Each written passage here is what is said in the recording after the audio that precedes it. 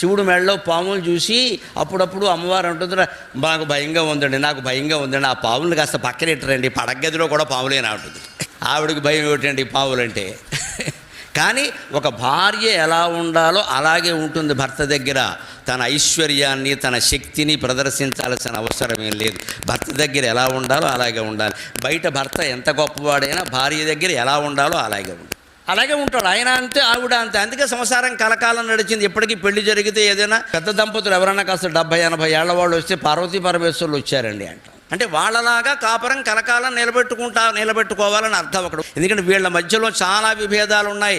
ఆవిడ సర్వాభరణాలు ధరిస్తుంది, ఆయన బూడిద పూసుకుంటాడు. ఈవిడ పట్టు చీరలు కట్టుకుంటుంది, ఆయనేమో ఏనుగుతోలు కట్టుకుంటాడు. ఇక అన్ని విభిన్నమే అయినప్పటికీ ఇంతకాలం కాపురం చేశారు. హాయిగా భార్యాభర్తల కాపురాలు నిలబడాలంటే అందరూ అలాగే ఉండాలి. ఈ పక్షం వాళ్ళు ఆ పక్షం వాళ్ళు అందుకు సహకరించారు. ఏం పెట్టారని సావగొట్టి